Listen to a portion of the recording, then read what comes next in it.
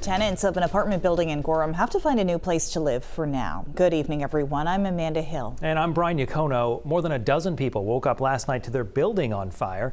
Now the landlord and emergency officials are helping them get back on track. News Center Maine's Sam Rogers tells us how.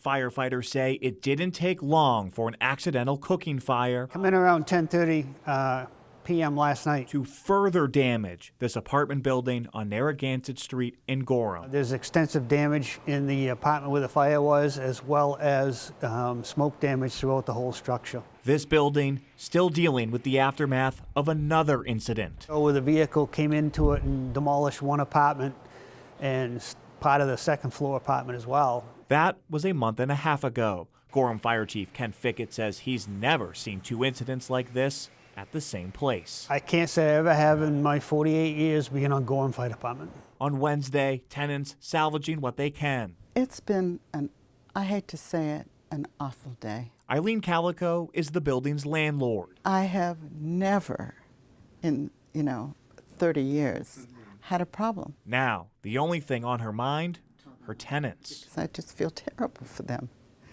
They had a home, or their personal home, and then all of a sudden, boom, they don't have a place where they're going to live, where they're going to be. Calico is putting some of her residents up in local motels for now and is paying back this month's rent so others can stay on their feet. I have to say, thank goodness for the Red Cross. The Red Cross is helping too, offering financial aid, clothing, and other essential items to the Mainers displaced. And I think that's a lot of relief, for my tenants, that to at least know somebody else is going to help them out. Calico is now working on how to move forward. I just cried.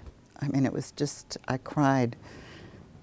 Not for the building. The building's a building. Not for her property, but for her tenants. In Gorham, Sam Rogers, News Center, Maine. And the last we heard from officials, 2 people taken to the hospital from that scene last night. One of them was last listed in critical condition. The Red Cross is working with the landlord to support the tenants there, although they're having trouble tracking them all down. So here's their message. If you know someone who lives at 162 Narragansett Street, you're asked to contact the Red Cross. As of now, there is a tentative plan to rebuild the property, but a final decision is yet to be made there.